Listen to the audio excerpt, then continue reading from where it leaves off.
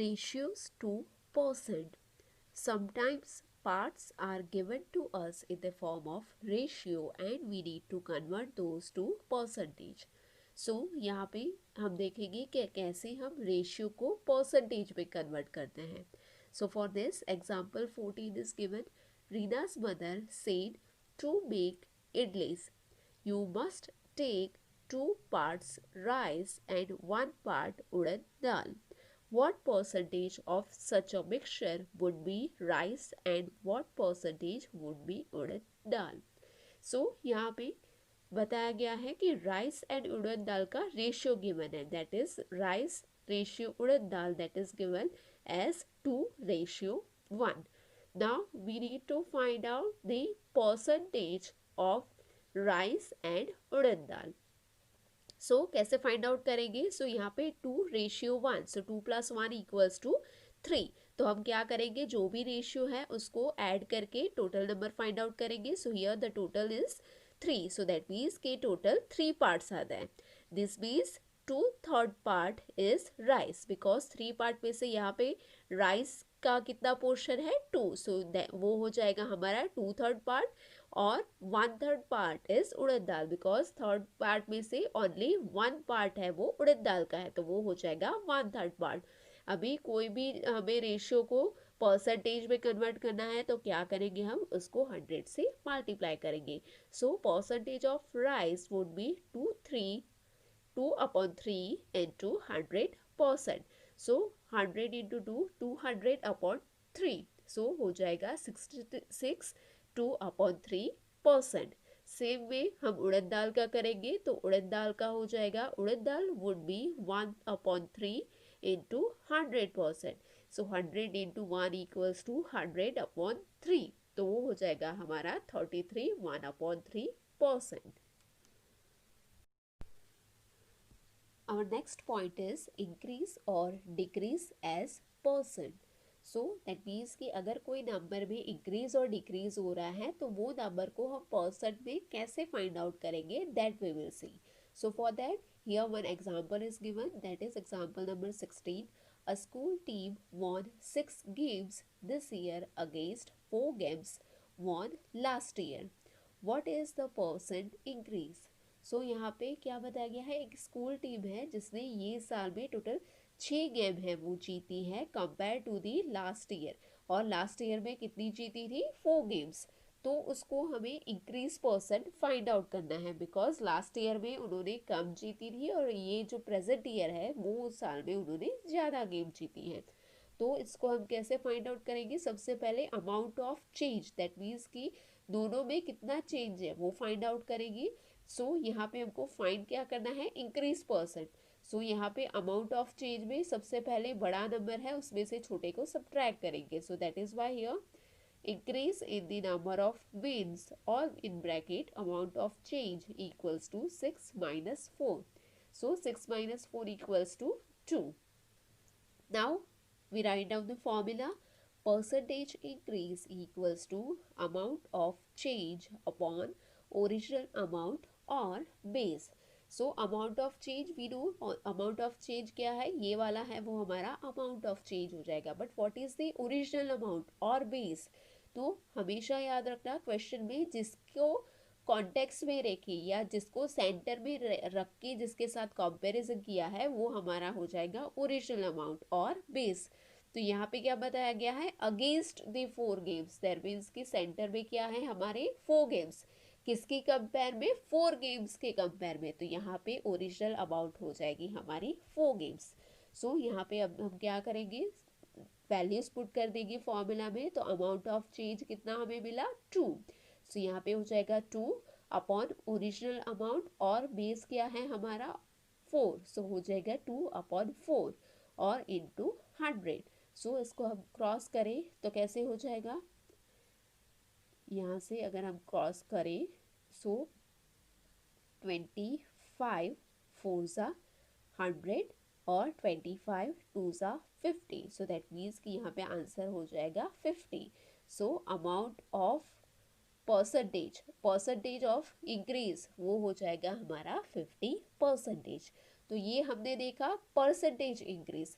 Similarly percentage decrease भी होगा, वो कैसे फाइंड आउट करेंगे, उसके लिए है example number 17. The number of illiterate person in a country decreased from 150 lakhs to 100 lakhs in 10 years. What is the percentage of decrease? तो यहाँ पे क्या बताया गया है कि इलिटरेट पर्सन का हमको देखना है कि पिछले 10 साल में इलिटरेट पर्सन है वो कंट्री में डिक्रीज हुए हैं.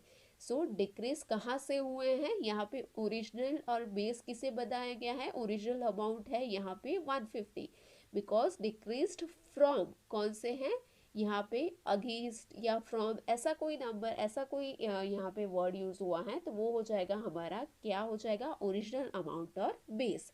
और एल्स आप ये भी याद ध्यान में रख सकते हो कि कभी भी हमें डिक्रीज परसेंट फाइंड आउट करना है तो जितने नंबर से डिक्रीज हुआ होगा वो हो जाएगा हमारा जो ओरिजिनल नंबर है और अमाउंट बेस है वो.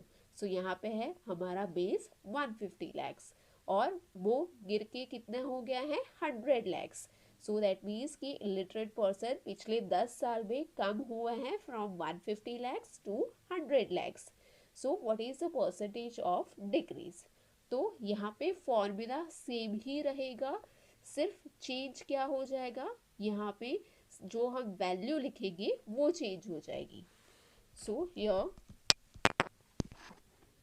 amount of change equals to decrease in the number of illiterate person. तो कितने में से कम हुए हैं, 150 में से हुए हैं 100, 150 lakhs में से हुए हैं 100 lakhs. तो यहाँ पे amount of change और we can say decrease in the number हो जाएगा 150 minus 100, तो हो जाएगा total 50 lakhs.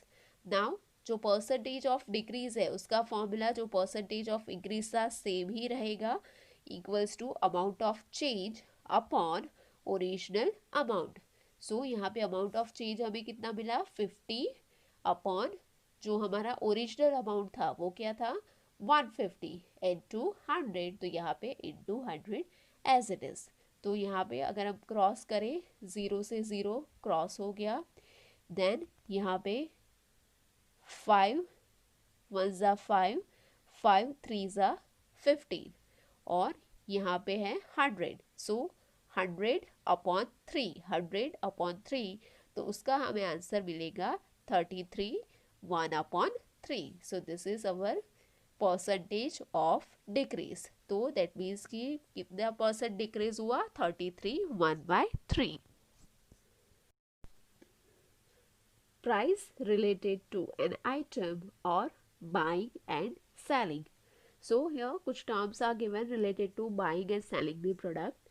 So the buying price of an item is known as a cost price and it is written in short as a CP. CP stands for cost price. The price at which you sell it is known as the selling price and in short it is written as a SP. SP stands for selling price. So यहाँ पे बहुत ही simple term है, कोई भी चीज़ अगर हम bye करते हैं जो प्राइस पे तो उसको हम बोलेंगे कॉस्ट प्राइस, और जब भी हम कुछ प्रोडक्ट को सेल करते हैं कुछ प्राइस पे तो वो हो जाएगी हमारी सेलिंग प्राइस. यहाँ पे एक एग्जांपल है, सपोज ये शॉपकीपर है और इसकी ये प्रोडक्ट है, ठीक है. नाउ ये शॉपकीपर बाय करता है ये प्रोडक्ट को कुछ रुपीस 600 में, ओके. तो ये 600 हो गए उसके लिए कॉस्ट प्राइस, और फिर क्या करता है वो शॉपकीपर, वही प्रोडक्ट को वो सेल कर देता है एट रुपीज 610. सो ये क्या किया उसने, ये अमाउंट पे उसने सेल किया, तो ये हो जाएगा उसका सेलिंग प्राइस. नाउ इसके रिलेटेड में जो कॉस्ट प्राइस और सेलिंग प्राइस है उसके ऊपर प्रॉफिट और लॉस डिपेंड करता है. कैसे, यहाँ पे गिवन है, if cost price is less than selling price then you made a profit and उसका फॉर्मूला क्या हो जाएगा, profit equals to selling price minus cost price. हमेशा याद रखना है हमें कि जब भी हमारी कॉस्ट प्राइस है वो कम होगी सेलिंग प्राइस से तो उस केस में हमें प्रॉफिट होगा, और वो हमें कैसे मिलेगा, selling price minus cost price में से. If suppose cost price equals to selling price then you are in no profit no loss situation. So cost price and selling price वो सिमिलर होंगे, सेम ही होंगे, तो वो केस में हमें ना ही प्रॉफिट होगा ना ही लॉस होगा। But if our cost price is more than the selling price, तो वो केस में हमें लॉस हो जाएगा। और वो हमें कैसे मिलेगा? Loss equals to cost price minus selling price. So ये हमारी तीन है, no profit loss and no profit no loss situation. और ये तीनों सिचुएशन डिपेंड करते हैं हमारी cost price and selling price पे, कि कौन सी प्राइस बड़ी है कौन सी छोटी है, और एल्स वो दोनों इक्वल है। नाउ यहाँ पे कुछ एग्जाम्पल गिवन है। A toy bought for ₹72 is sold at ₹80। तो यहाँ पे क्या हो जाएगा? एक टॉय को परचेज किया है 72 में और सेल किया है 80 में, तो यहाँ पे कॉस्ट प्राइस कम है, राइट? तो ये फर्स्ट वाली सिचुएशन है, तो ये केस में क्या हो जाएगा? प्रॉफिट हो जाएगा। Then a T shirt bought for ₹120 and sold at ₹100।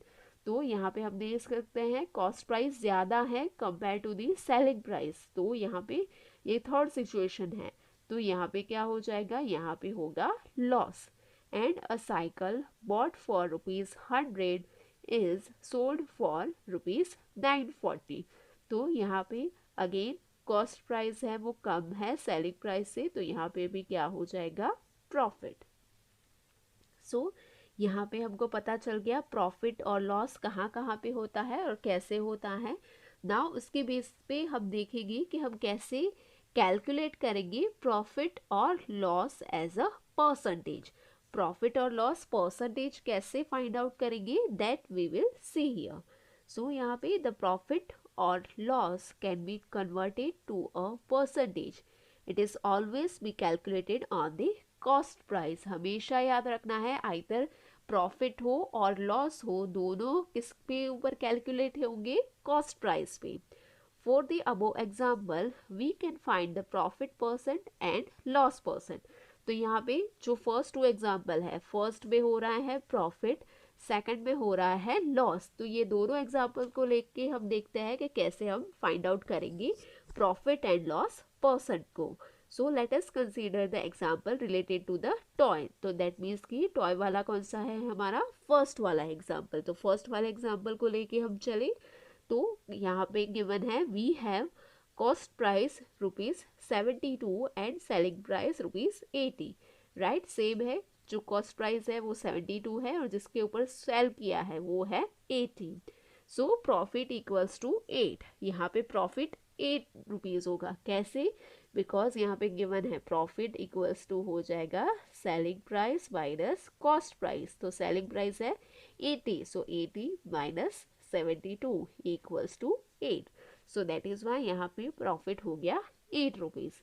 Now to find out the percentage of profit, Neha and Shekhar have used the following methods. तो यहाँ पे प्रॉफिट परसेंट फाइंड आउट करने के लिए भी डिफरेंट मेथड यूज कर सकते हैं, बट यहाँ पे हम फॉर्मूला वाली मेथड यूज करेंगे, और वो कौन सी है? नेहा वाली मेथड।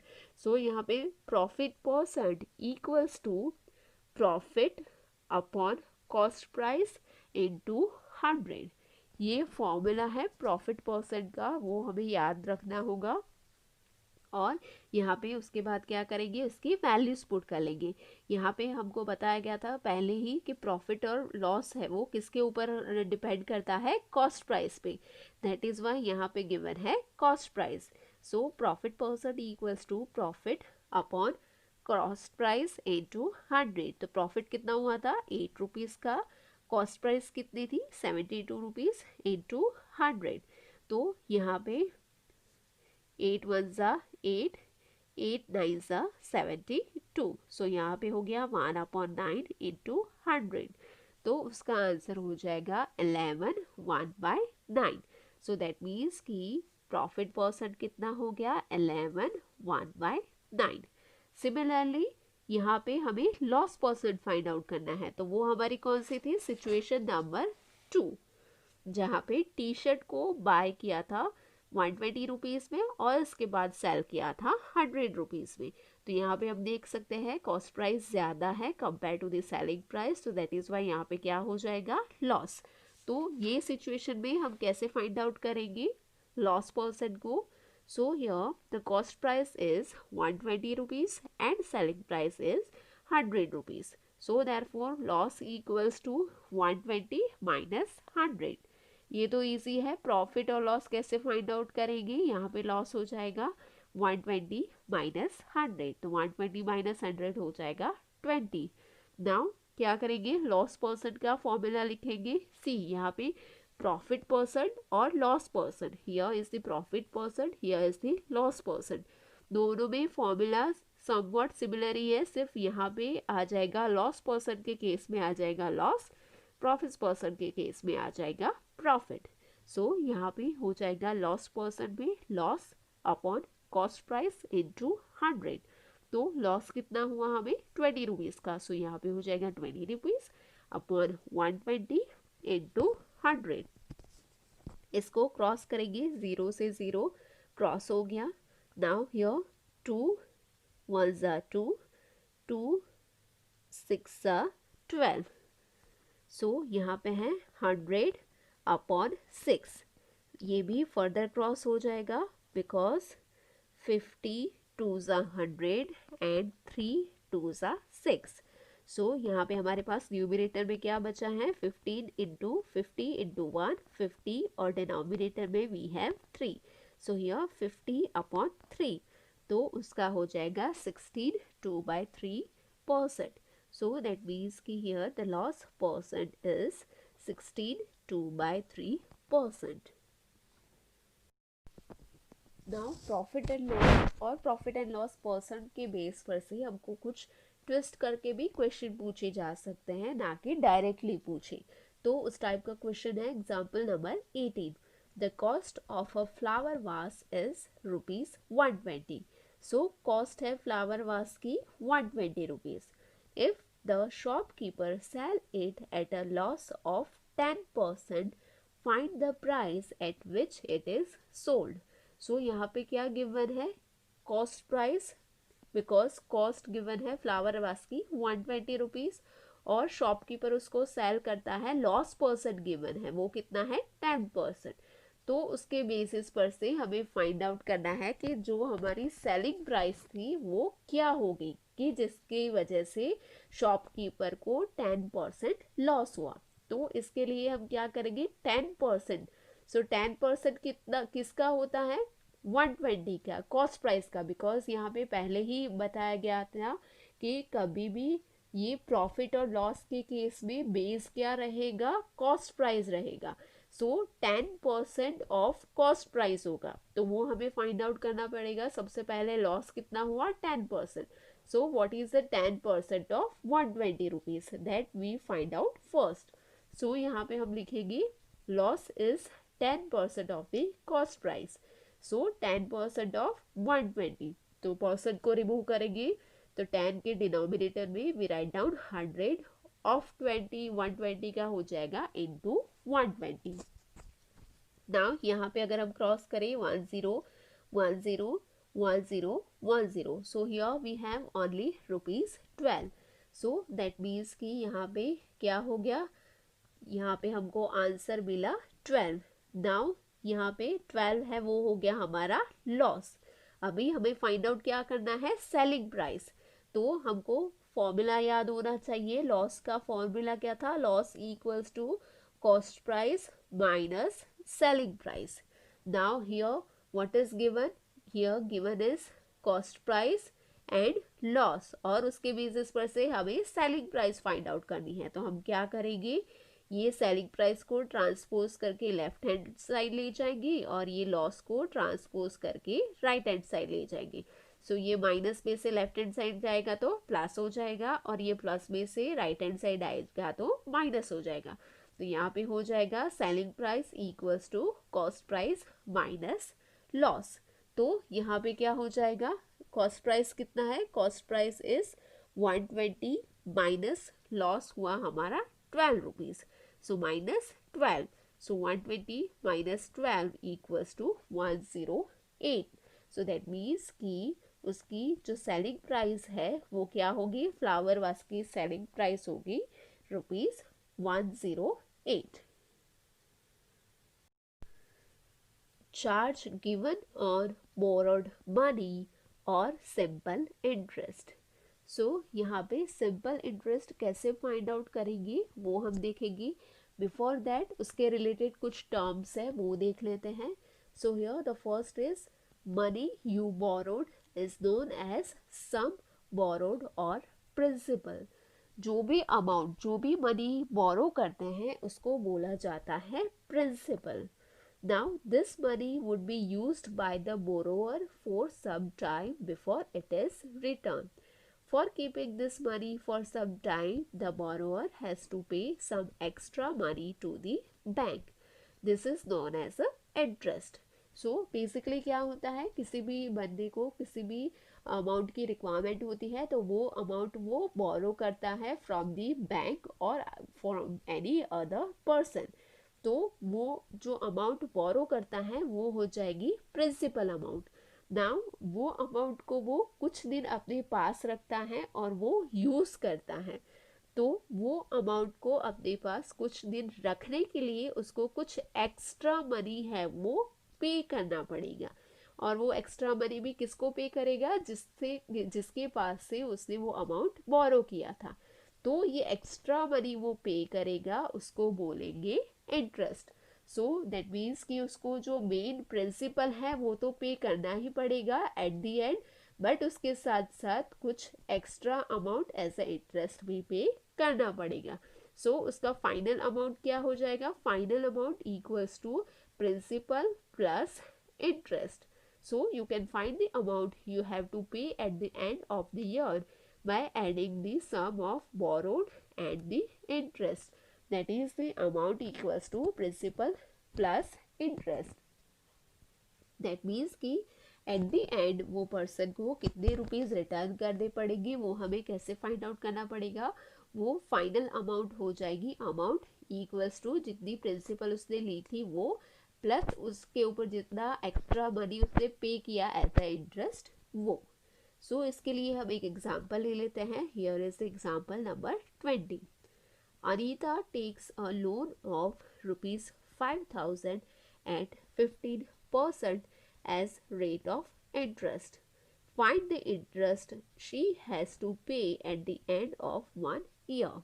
सो अनीता ने लोन लिया था 5,000 का और कितना रेट ऑफ इंटरेस्ट था 15% पे. तो उसको एट द एंड कितना इंटरेस्ट पे करना है 1 ईयर के बाद, that we have to find out. So यहाँ पे बेसिकली प्रिंसिपल क्या हो जाएगा, कितना अमाउंट बोरो किया है 5,000, तो 5,000 हो जाएगा प्रिंसिपल.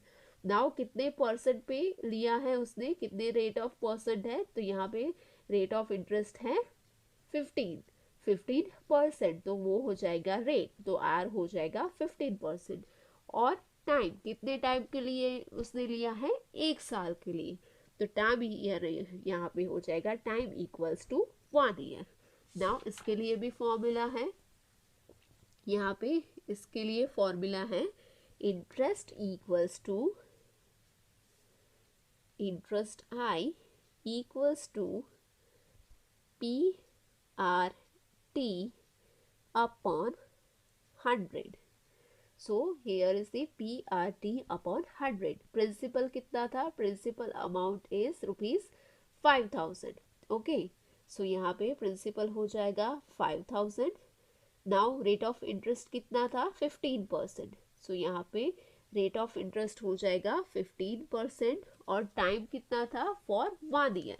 So यहाँ पे into 1 और अपॉन क्या है 100. So upon 100.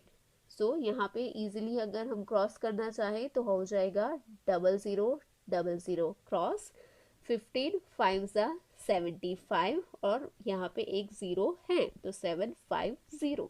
So interest amount हो जाएगा eight the end of 1 year, that is 750. तो यहाँ पे कुछ और तरीके से भी बताया गया है, वो क्या है वो भी हम देख लेते हैं. If the sum borrowed equals to rupees 5,000 and the rate of interest equals to 15%. So that means कि if she has borrowed rupees 5,000, then the interest she has to pay for 1 year equals to 15 upon 100 into 5,000. So यहाँ पे भी double zero cross हो जाएगा, 15 5 ज़ा 75 और एक zero add कर देंगे. सो ये मेथड से भी हम कर सकते हैं, but the easiest way is हमको क्या करना है, ये जो फॉर्मूला है इंटरेस्ट का वो याद रख लेना है सभी जगह पे, either to find out the profit percent, loss percent और इंटरेस्ट, सभी जगह पे हम फॉर्मूला बेस्ड टेक्निक ही यूज़ करेंगे. सो यहाँ पे हम कौन से, with the help of this interest formula, by using this interest formula we find out the rate of interest at the end of 1 year, that is rupees 750. Interest for multiple years. Here one example is given. If Anita returns the money at the end of 2 years and the rate of interest is same, then she would have to pay twice the interest, rupees 750 for the first year and rupees 750 for the second. This way of calculating interest where principal is not changed is known as a simple interest. So यहाँ पे suppose हम first वाला जो हमने यहाँ पे जो example लिया उसके ही कॉन्टेक्स्ट में अगर हम बात करें, तो अगर यहाँ पे वही एग्जाम्पल को लेके टाइम ड्यूरेशन है वो 1 साल की जगह पे 2 साल किए जाएं, तो वो केस में क्या हो जाएगा, 750 रुपीज़ का इंटरेस्ट उसको 2 साल पे करने को पड़ेगा. दैट मीन्स कि first year she will pay 750 rupees और उसके बाद सेकेंड ईयर में भी उसको पे करने को पड़ेंगे 750 रुपीज़. सो दैट मीन्स कि उसको 2 साल के लिए 750 करके 2 टाइम्स है वो इंटरेस्ट पे करना पड़ेगा. और यहाँ पे इस टाइप के इंटरेस्ट को जहाँ पे प्रिंसिपल अमाउंट चेंज नहीं होता है उसको बोलते हैं सिंपल इंटरेस्ट. और उसे फाइंड करने का भी वही फॉर्मूला है, interest equals to PRT upon 100. Interest equals to PRT upon 100. और उसके बाद हमें जो फाइनल अमाउंट फाइंड आउट करनी है टोटल, ये तो हमें सिर्फ इंटरेस्ट ही मिला, बट एट द एंड हमें कितनी अमाउंट है टोटल वो रिटर्न करनी है. तो उसका फॉर्मूला हो जाएगा अमाउंट इक्वल टू जो प्रिंसिपल अमाउंट होगा वो प्लस इंटरेस्ट जो हमें मिला वो. सो यहाँ पे हो जाएगा E equal to P plus interest. इसके बेस्ड हम एक एग्जाम्पल देख लेते हैं. Example number 21. If Manohar pays an interest of rupees 750 for 2 years on a sum of rupees 4,500, find the rate of interest. So यहाँ पे फाइंड क्या करना है, रेट ऑफ इंटरेस्ट. यहाँ पे इंटरेस्ट गिवन है, यहाँ पे टाइम ड्यूरेशन गिवन है, यहाँ पे प्रिंसिपल गिवन है. तो यहाँ पे फॉर्मूला जो मैंने बताया वो ही हो जाएगा I इक्वल्स टू, यहाँ पे वही फॉर्मूला मैंने बोला I इक्वल्स टू हो जाएगा PRT अपॉन 100. तो यहाँ पे वही फॉर्मूला हम लिखेंगे I equals to PTR. Either you can write PRT PTR, कुछ भी लिखो आप, सेम ही है, सीक्वेंस को चेंज कर सकते हैं. सो PTR अपॉन 100. नाउ यहाँ पे I इंटरेस्ट गिवन है, बिकॉज यहाँ पे क्या बताया गया है, मनोहर पेज इंटरेस्ट ऑफ रुपीज 750. तो यहाँ पे इंटरेस्ट की जगह पे हो जाएगा 750. और प्रिंसिपल क्या है, सम ऑफ दी रुपीज 4,500. तो वो हो जाएगा हमारा प्रिंसिपल. टाइम ड्यूरेशन कितना है, फॉर दी 2 years. तो यहाँ पे हो जाएगा 2 years. और रेट ऑफ इंटरेस्ट हमें फाइंड करना है, तो वो R एज इट इज रहेगा अपॉन 100. सो यहाँ पे R इक्वल्स टू क्या हो जाएगा 750. यहाँ पे हम क्रॉस करना चाहें तो यहाँ पे डबल ज़ीरो क्रॉस हो गया. सो यहाँ पे rate of interest equals to हो जाएगा 750 एज इट इज़.